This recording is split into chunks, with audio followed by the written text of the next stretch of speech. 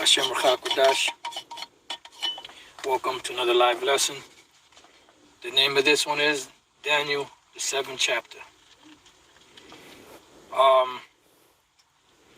So a couple of points I want to make through the Spirit, power of Yahweh Bashem Shai, concerning this chapter. This is a very important chapter as far as prophecy is concerned, because pretty much what the Most High showed Daniel in this chapter, pretty much he showed him some of the major empires that would be ruling, and what would happen at the end of those empires ruling. And when Daniel saw the vision, he really didn't understand it. I mean, some of it was explained to him, but he really didn't fully understand the whole vision. Now, a part of, this chapter that I would like to focus on, if the Spirit allows, pretty much is the part after the fourth kingdom, when after these kingdoms come and go and rule, then the kingdom of Yahweh Shai, which is our kingdom, the enjoined heirs, will be set up and established. Now, any reputable scholar out there, and anyone that has done any serious research on Daniel the 7th chapter will tell you that the first beast was the Babylonians. The second beast was the Medo-Persian Empire. The third beast was the Greeks. And the fourth beast was the Roman Empire. And the Lord said that after that fourth beast would go down, then the kingdom of Yahweh Shai and Yahweh Shai would be established with the Israelites. So what happened? Because the Roman Empire came and it went. So what happened? What happened is the Roman Empire fell, but it would come back into power because there's certain little details within Daniel 7 that hints, towards, a branching off of the fourth beast, if you're following along. So in this lesson, Lord's will, we can get into that. Like I said, Daniel's 7th chapter is a very important chapter to know in prophecy, because in a nutshell, the Most High showed Daniel from that point till now all the kingdoms of the earth, the major kingdoms of the earth that will rule, and after that, Yahweh Shai would take these kingdoms down and be established. That's why in the 9th verse it says, and I saw, let me see, I beheld till the thrones were cast down. That's the point. So we're going to start at the first verse and read on down. All right, Daniel 7:1. It says, in the first year of Belshazzar, king of Babylon, this Belshazzar was the one that was taken down in the 5th chapter by Darius the Mede. That was the last Babylonian ruler, or the last king that ruled in Babylon before the Medo-Persian Empire took over. It says Daniel had a dream and visions of his head upon his bed. Then he wrote the dream and told the sum of the matter. So pretty much what he's doing now is he's recounting what he saw in the vision, similar to what brothers do when they have a dream or a vision and they do a video on it, and speak about, the dream and the vision that they had, and breaking it down in prophecy. It says, Daniel spake and said, I saw in my vision by night, and behold, the four winds of the heavens strove upon the great sea. That great sea is dealing with the Mediterranean Sea. It says, and four great beasts came up from the sea, diverse one from another. Now, keep in mind, when Daniel saw this, when John the Revelator saw the vision that he saw, they actually saw beasts, but these beasts represented something. So let's jump to the 17th verse so that you can get the understanding of what these beasts represented. Verse 17, the great beasts, which are four kings which shall arise out of the earth. So pretty much what the Lord was telling them was there was going to be four major empires that were going to rise out of the sea. Now, within those empires, you had other joint rulers with them, which were other nations, but the major ones, were four. All right? So let's go back. Now, verse 3. It says, and four great beasts came up from the sea, diverse one from another. The first was like a lion and had eagle's wings. Now, the first represents the Assyrian Empire. Because the Assyrian Empire, it said it had wings, eagle's wings. Now, when you look at Assyrian art, they have something called the griffin. Now, the griffin can be a lion with wings. In this case, they had a beast that kind of looked like a horse that had wings on his back, and it had the head of an Assyrian. So this is a representation of the Assyrian Empire, because the Assyrian Empire was a very powerful empire prior to the Babylonians, the Babylonian Empire being established. It says, I beheld till the wings thereof were plucked. And when were the wings plucked? When the Babylonian Empire took over the Assyrian Empire and was established. Okay? Because the Babylonian Empire ended up taking over the Assyrian Empire. So in some circles they call it Assyrio-Babylonian Empire. It says, and it was lifted up from the earth. And why was it lifted up from the earth? Because there was one, you had the Medes and the Persians. The Medes ruled first and the Persians took over, but the Persians became greater. So they were exalted. It said it made stand upon the feet.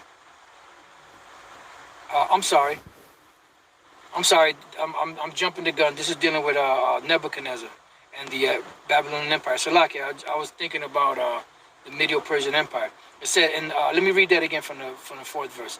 The first was like a lion and had eagle's wings, which is the Assyrian Empire. I beheld till the wings thereof were plucked. That's when the Babylonian Empire absorbed the Assyrian Empire into the Babylonian Empire. And it was lifted up from the earth. And this was the Babylonian Empire that was lifted up from the earth and made stand upon the feet as a man. And a man's heart was given to it, which was a representation of Nebuchadnezzar, which he was the greatest king in Babylon. He was like the top. That's why Daniel saw him in Daniel the 2nd chapter as a vision of the head of gold. You see? All right. So it says, so this is a representation of the Babylonian Empire. So you had the Assyrians, the Babylonians, right? Verse 5. And behold, another beast, the second. So now the second beast is coming into power, like to a bear. And this is a representation of the Medo-Persian Empire. Now the Medes came up first. The Persians came up later. But the Persians had the greater portion of the kingdom, because they were mightier, stronger, and they were supposed to be the ones to take over. So it says, and it raised up itself on one side, and that's what I was meditating on when I read they lifted up himself from the earth, So I jumped the gun. So this right here, and it raised itself up on one side, because even though the Mede Empire came first, the Median Empire came first, when the Persian Empire came in, they became more exalted, higher. That's why, you could even read about that in Daniel the 8th chapter. That goes into the whole history of the Medo-Persian Empire and how there were wars between Alexander the Greek, or Alexander the Greek and the Medo-Persians, Darius and them. It says, and it had 3 ribs in the mouth of it between the teeth. Now that is a representation of the 3 areas that they conquered, but it also is a representation of the directions, because they came from the east, they conquered towards the west, towards the north, and towards the south. So it says, And they said thus unto it, arise, devour much flesh. Yeah, because the the Medo-Persian Empire, conquered many regions. And it was a very great empire. They had many different mercenaries from different nations. And, back then it was thought lunacy to come up against this empire. It was thought insanity, to fight against it. So that's why when Alexander the Greek, which was the first king to bring together all those Greek city-states, he was the one that accomplished it. Why? Because he was a man that was in prophecy to do this thing.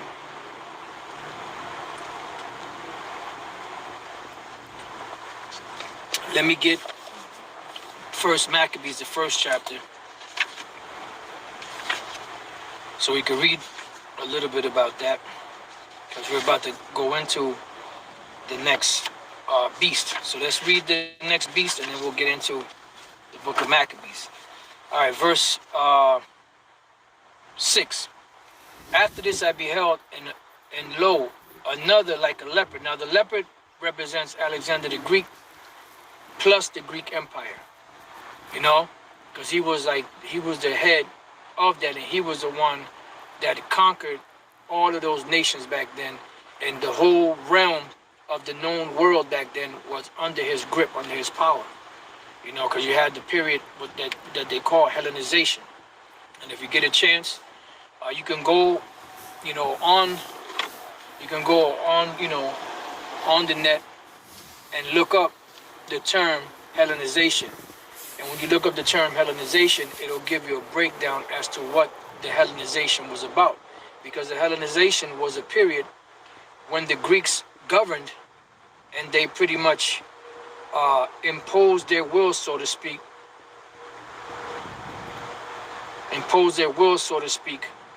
upon the world.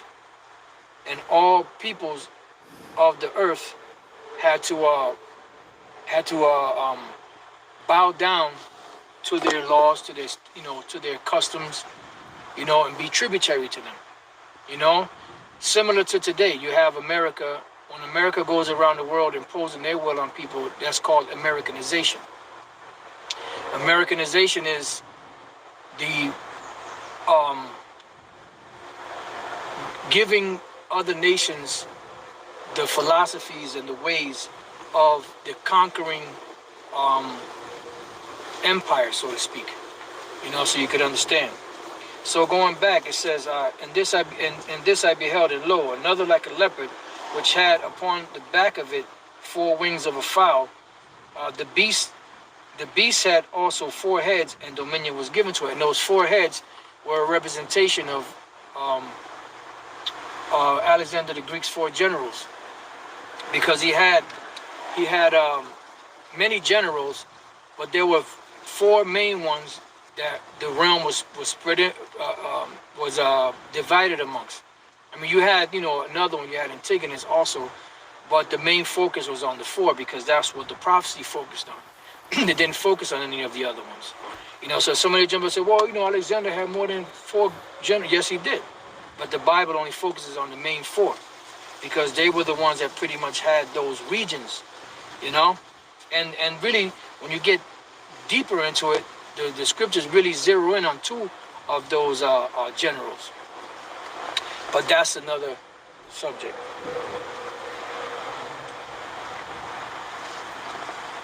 Okay. So it goes on to say, okay, so let's stop right there. Now let's go. Now, if you want to get outside of the scriptures, you want to get some history on the Medes and the Persians, the Assyrians, Babylonians, do some research. Go to the to the net and look up the history on these different nations. It'll give you a breakdown, and it'll actually give you, when you go through it, it'll actually give you certain wars that they had with the next empire that transitioned the power of the previous empire to the next empire. Now, when you go into the Babylonians, right? When the when you go into the Babylonians, when the Medes and the Persians took over, there was no war. And the scriptures tell you that. You know, it was just a takeover, a hostile takeover. That same night, when the king and the nobles were all drunk and their women, you know, it was just they just took over. They just put him to death and took over the realm, the empire, and that was it. There was no major war, but there were major wars fought between the Assyrians and the Babylonians, or the Assyrian Empire and the Babylonian Empire. You know, there were wars fought between the Medes and the Persians. You know, so on and so forth. There were wars, many wars fought between the Persians and the Greeks, but there was one decisive battle. You know, I believe it starts with a G, if I'm not mistaken. Gargamella or something like that. And I believe that was the definitive war that gave Alexander the Greek the empire of the Persians and the Medes into his hands. So now what we're gonna do is we're gonna read. You read what I tell you to read. Inside joke. We're gonna read in the book of Maccabees, First Maccabees 1:1. But if you want to get more history on the Persians, you could read the book of Esther. And in the book of Esther, it goes into Ashurus, which was one of, you know, the Medio Persian kings. You know, you had Esther, you had Nehemiah, you had the book of Ezra. That was all during the Babylonian / Medio Persian Empire. You know, because they were really around building back up the temple. You know, and Esther, that history takes place directly within the Medio Persian Empire. You know. All right, so, and like I said, the building also of, you know, or the protection of the Jews back then, or the Israelites. All right, so First Maccabees 1:1, and it happened after that Alexander, son of Philip the Macedonian, who came out of the land of Kittim, had smitten Darius, king of the Persians and Medes, see, that he reigned in his stead the first over Greece. And when you look up the history, it'll give you the exact war that was fought between them, you know, that actually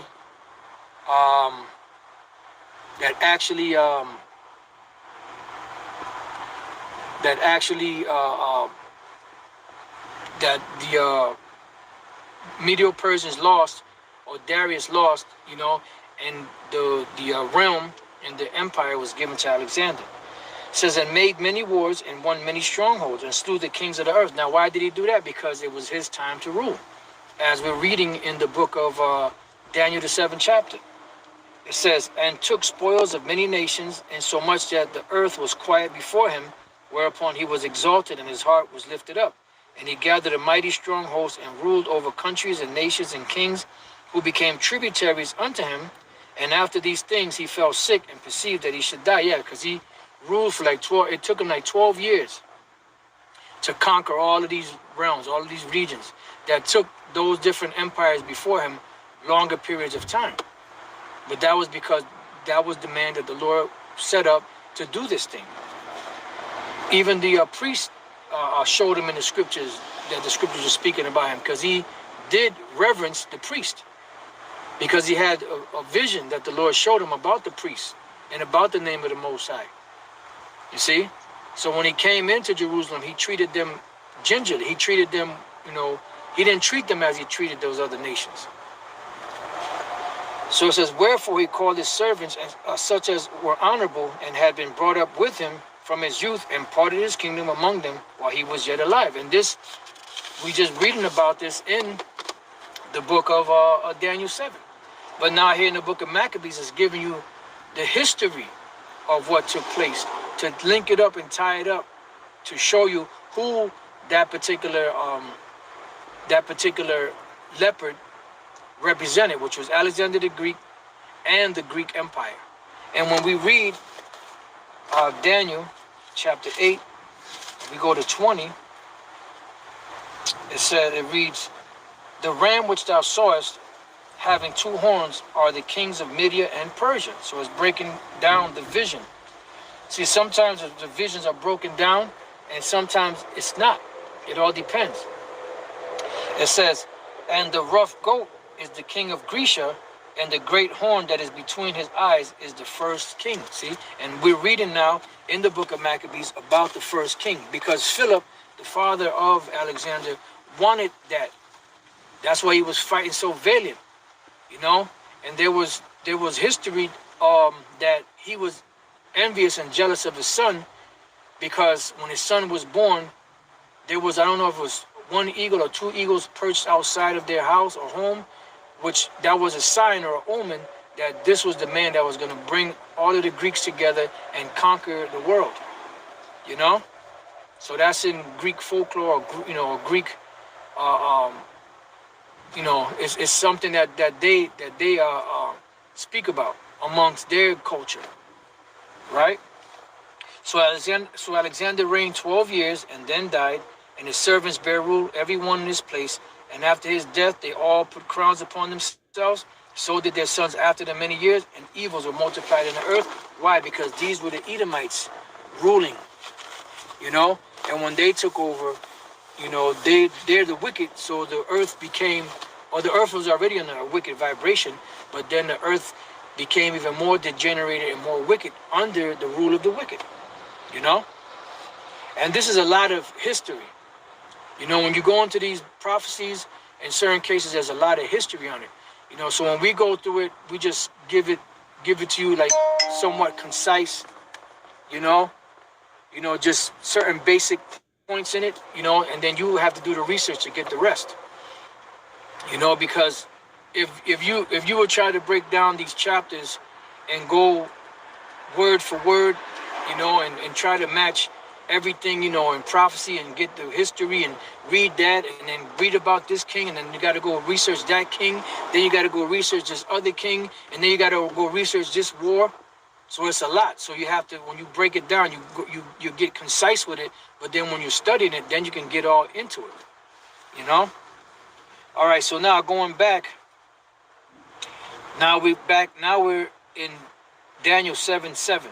It says, after this I saw in the night vision, and behold, a fourth beast, dreadful and terrible. Now, the fourth beast, like I said, any reputable scholar out there will tell you that the fourth beast is the Roman Empire. You know, they'll tell you that it's the Babylonian, the Persians, you know, which is the Middle Persians, the Syro-Babylonians, Middle Persians, Greeks, and the Romans. Any reputable, you know, scholar that ain't trying to hide, you know, because you have some that have some bugged out breakdowns of Daniel 7. But for the most part, if there's any reputable scholars out there, they will tell you that those are the four empires that this is talking about. So it said that the fourth beast, dreadful and terrible, and strong exceedingly, and it had great iron teeth. It devoured and brake in pieces and stamped the residue with the feet of it. Yeah, because their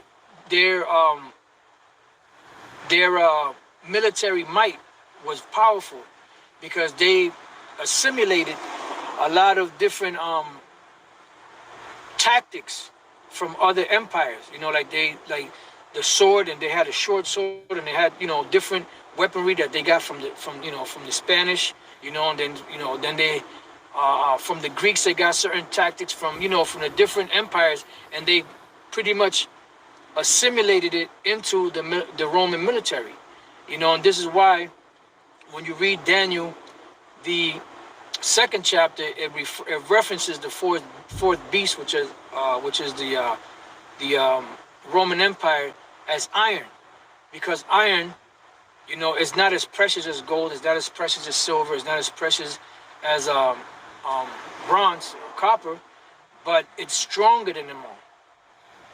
And this empire was militarily strong, even though the other ones were also, but the strength of this one surpassed those other empires.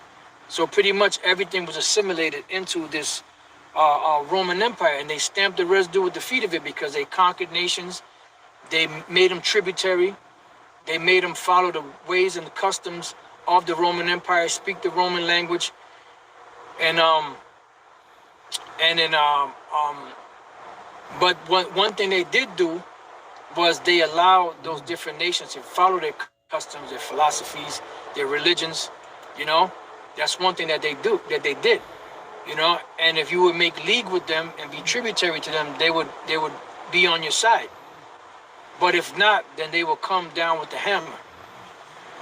It says, and it was diverse from all the beasts that were before it. So how was it diverse from all the beasts that were before it? Because the different empires that ruled before, they ruled by succession.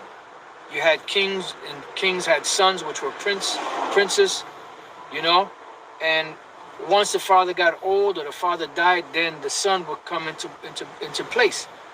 And if something would happen to the son, if they had a brother, he would come into place. So that's how the kings of the past ruled, you know, from the beginning of time. But when the Roman Empire came into being, the Roman Empire ruled differently.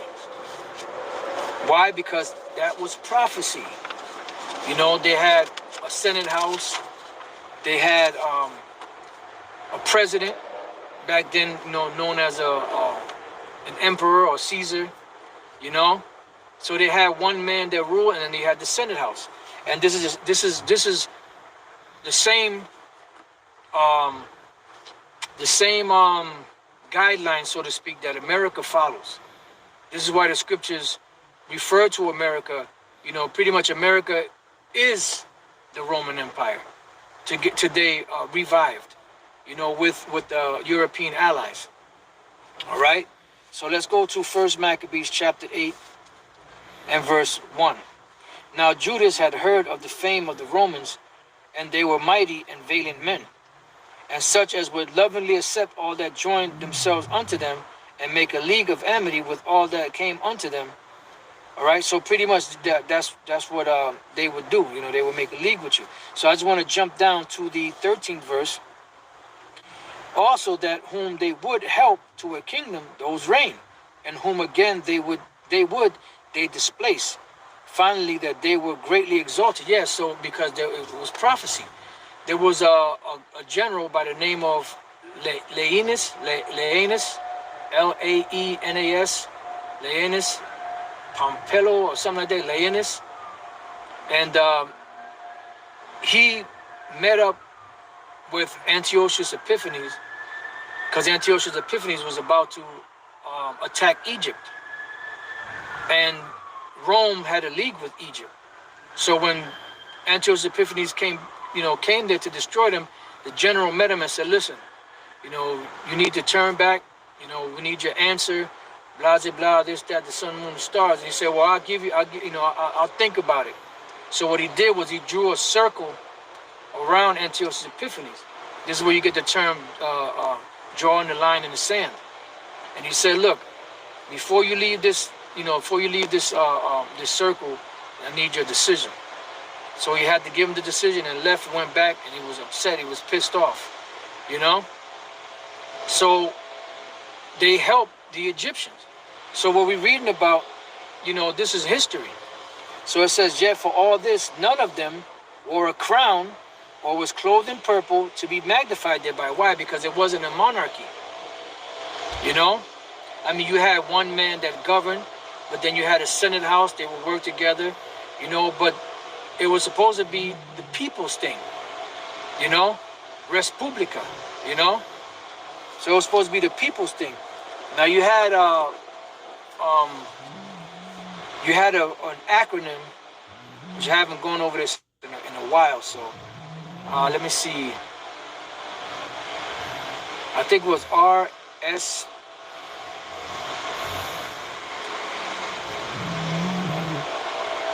I can't really remember. It was like a four-letter acronym, That was a representation of Rome, and the people, and that what they call the Pax Romana. Let me see, SPQR. Let me see, SPQR.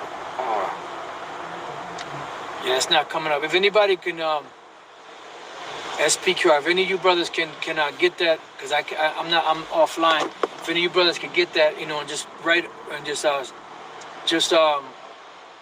put out what it represents. I know it's I forget. So so if y'all brothers can put down the actual what the acronyms mean, and that was like a staple for the Roman Empire, and the ones that were down with them, they would help, and the ones that were against them, they would smash, as we're reading in Daniel the 7th chapter.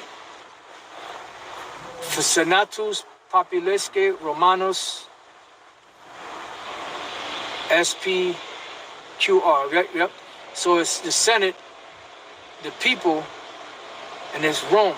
So I guess I would have to go back. It's been a while since I looked that up. So that's it right there. Senatus Populesque Romanos. Yeah. So you have the Senate, the people or the populace of Rome, or something like that. So like I said, I haven't looked it up in a while. But anyway, y'all get the idea. So that's how they govern and rule. That's why it says that they were diverse from the others. It says, moreover, how they had made for themselves a Senate house. And this is the same thing we see here in America. This is what you see in America, the way that they govern, the way that the whole system is set up. That is that image of the beast, and that image of the beast was revived from the ancient Roman Empire. That's why you have so many parallels between America and the ancient Roman Empire. You see, from the Latin, for the legal terms, to the way that the building structures are set up, to the way that you have the Senate House and you have the president. You have your senators and governors and all that. That was the same thing that they had back then. And how they so-called are for the people, and how it was a republic, so on and so forth. Just bear with me 1 second. Yeah, like with some of this history, it's vast. So you have to, every once in a while go over certain things. Otherwise, you forget.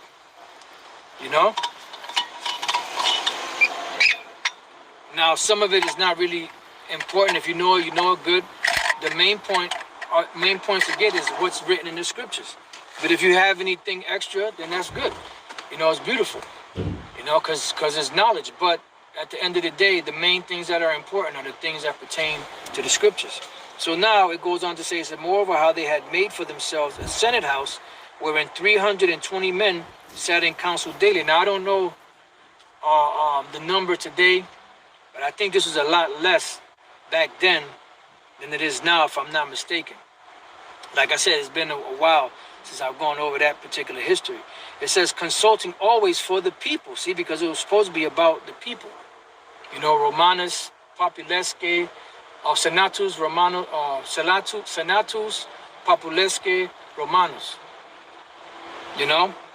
So it's supposed to be that the Senate House was supposed to officiate for the people. That's why they always would cater to the people. And whenever they were trying to get something done, what they would do is they would give the people bread and circuses, entertainment, so that they can pass different legislation that they wanted to keep the people diverted, entertained, as you will.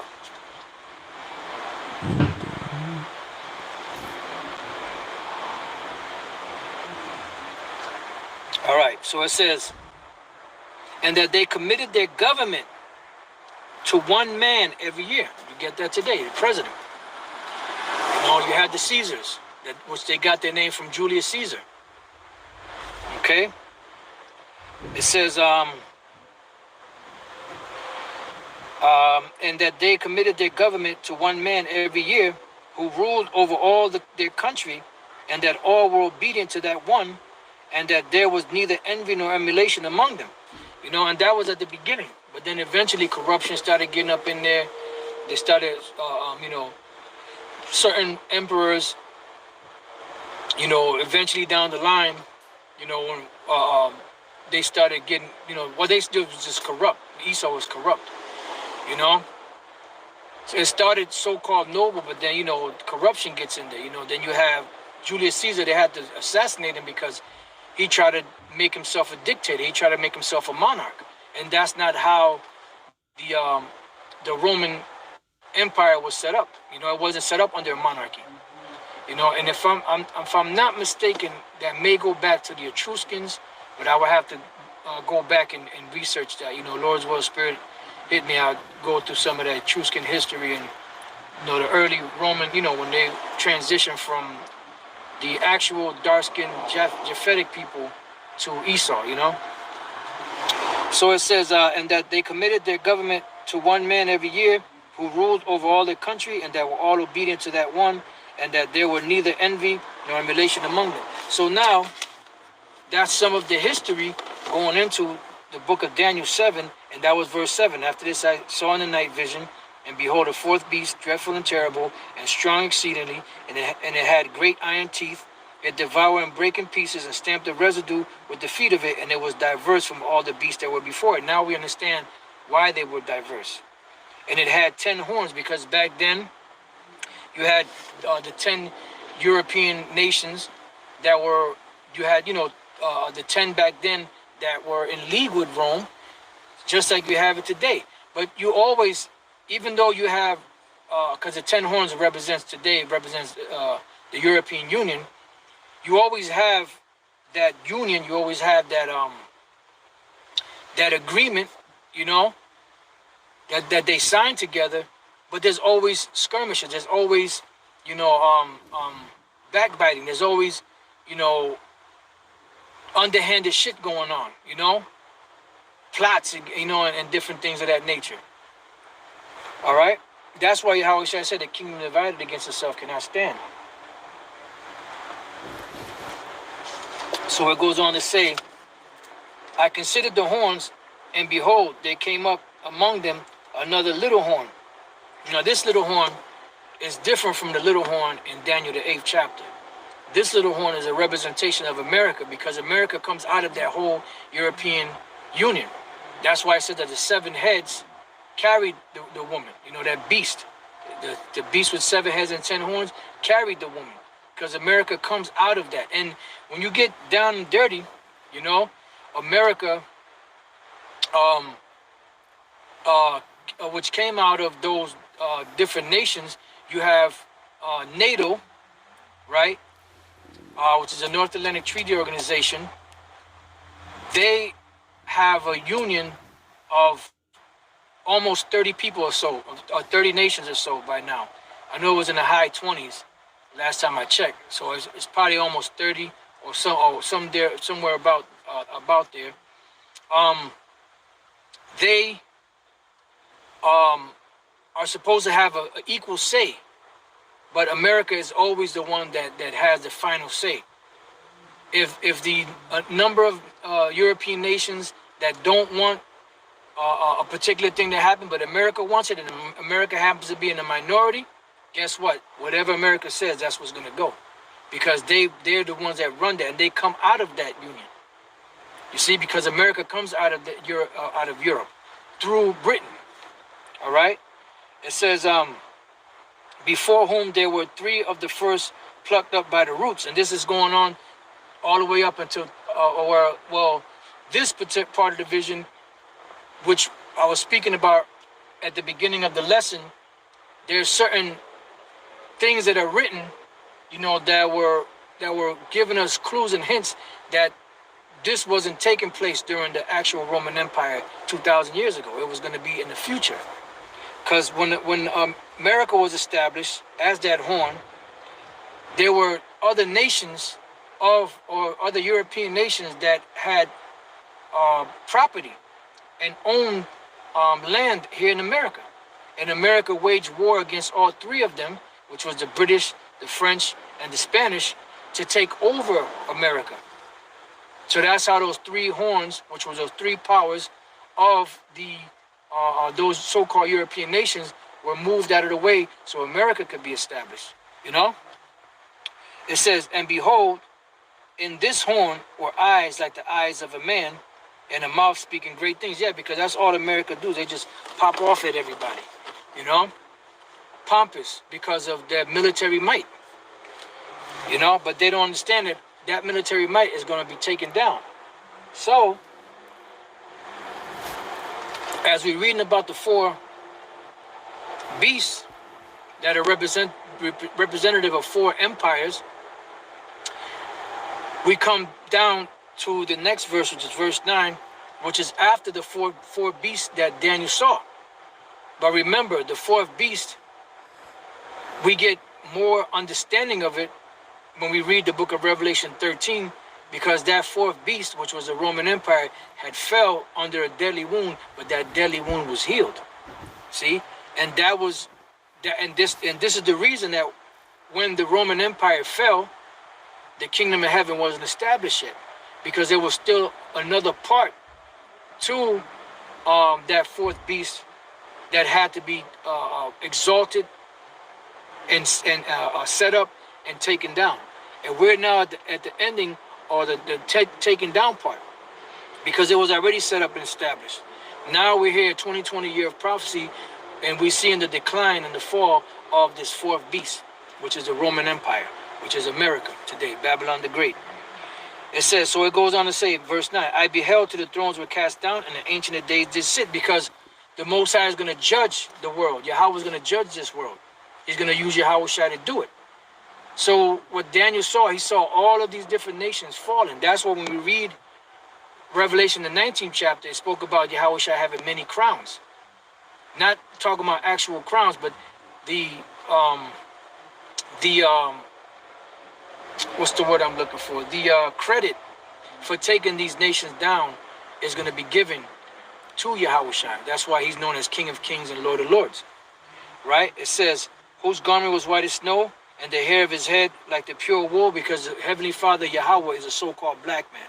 His son Yahweh Shai is a so-called black man. The so-called angel, the angels in the heavens, you know, the angel are so-called black men. All right? So you could understand. It says, his throne was like the fiery flame, and his wheels as burning fire. That's talking about a chariot, so-called UFO, you know, or UAP, whatever you want to call it. You know, it's a chariot that the Lord was, when Daniel saw him, the Lord was on that chariot, you know, above that chariot.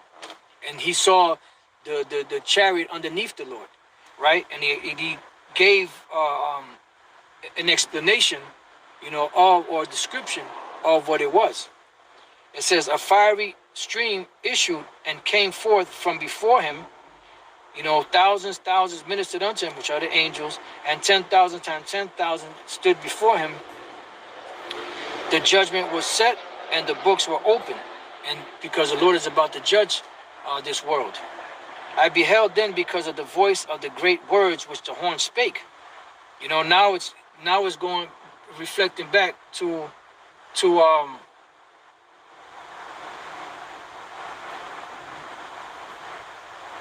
fuck you doing, man?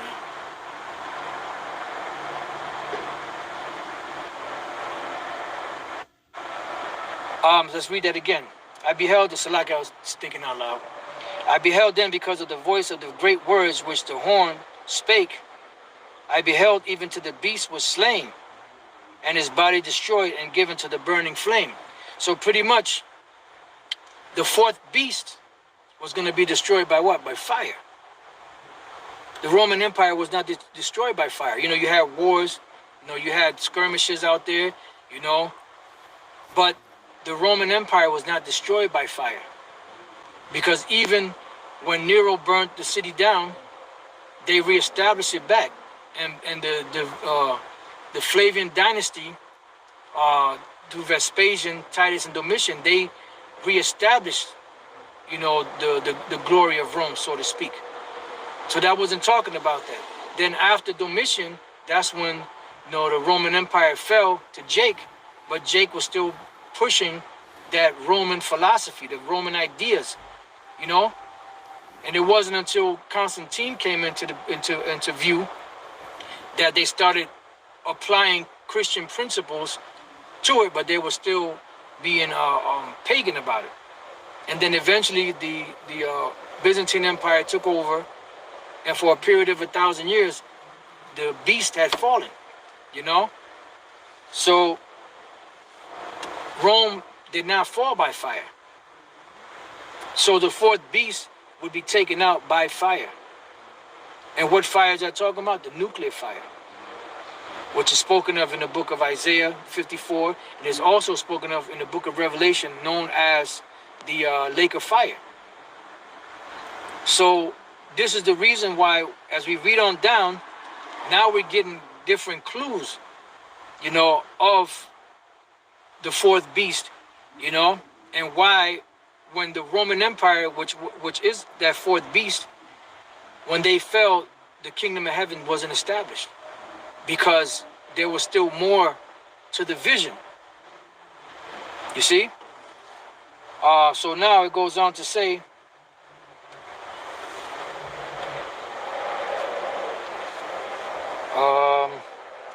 verse 12, as concerning the rest of the beasts, which is talking about the other nations, they had the dominion taken away because they're going to be in slavery, yet their lives were prolonged for a season and time. Why? Because they're in the kingdom of heaven, they're going to be tributary. They're not going to be destroyed, as Esau is going to be destroyed.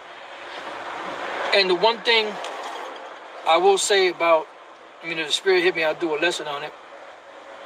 On this guy, Pastor David Lynn, or whatever the hell his name is, you know, talking about that the Edomites are done away with, and Cambridge, a prestigious Cambridge University says that the Edomites were done away during the time of the Maccabees, Judas Maccabees, and Hyrcanus, John Hyrcanus, so on and so forth.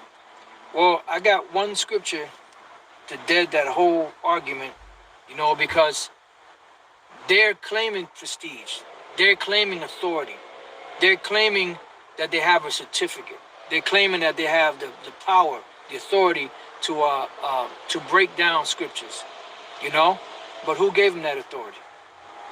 Wasn't the Most High, Yahweh, Bashem Yahushai. So who gave it to them? They took that shit upon themselves. This is 1 Corinthians chapter 3, verse 18. Let no man deceive himself. If any man among you seemeth to be wise in this world, let him become a fool, that he may be wise, because this world is foolish. It goes on to say, for the wisdom of this world is foolishness with the Most High. So the Most High didn't establish, he established this society, he established Esau, let them do what they had to do, but the Most High is not with these colleges and with these so-called doctorates and degrees and all that crap. They're saying that they're the authority. If they don't say it, then it ain't Bible. But the Most High ain't say that. He said the wisdom of this world is foolishness with the Most High, for it is written, he taketh the wise in their own craftiness. So the Lord's going to destroy these devils, man. You got some damn nerve to, that's what it's good to speak about, that they blaspheme, the Most High, them up in the heavens. They're going to talk about, that they're the authority, that, it ain't Bible unless they say it is. Fuck out of here with that bullshit. All right? So now, let's go back to Daniel, chapter 7, and verse 13. Because when the true downfall of the fourth empire happens, this is what's going to take place. I saw in the night visions, and behold, one like the Son of Man came with the clouds of heaven. The Son of Man is Yahushai. The clouds of heaven are the chariots. Yahushai said, and this is another clue. When Yahushai comes back, what is he coming back with? Let's go to Revelation chapter 1, verse 7. Behold, he, which is Yahushai, behold, he cometh with clouds. What are the clouds? The chariots. And every eye shall see him. So we're at that time now. We're at that time now. It says, and they also which pierce him, which that goes into reincarnation, and all kindreds of the earth shall wail because of him, even so be true. So we're coming up to the point now where the fourth beast is about to be destroyed and fall. It's going to be taken out by fire. That's that lake of fire. And then the kingdom of Yahushua will be established, which would be our kingdom also, as we're joint heirs with the Lord. So that's why when the fourth beast fell, when the fourth beast fell, you know, back then, the end didn't come, because there was still more. It was still more to the vision. All right. So now, going on, it says, and came to the Ancient of Days, and they brought him near before him. Yeah, because now he's about to rule and reign. And there was given him dominion and glory and a kingdom, that all people, nations, and languages should serve him. His dominion is an everlasting dominion, which shall not pass away, and his kingdom that which shall not be destroyed. Yeah. So when Yahushua is established, his kingdom ain't going to be taken down. That's what the Most High Yahweh promised King Solomon, or through David, and his seed, which was Solomon, which was Yahushua. So Daniel, the 7th chapter, is almost fulfilled. We're at the last stages, you know, of the fulfillment of Daniel, the 7th chapter. Because once that fourth beast falls, this is why Daniel 7 is so important in prophecy, because once this fourth beast falls, the kingdom will be established.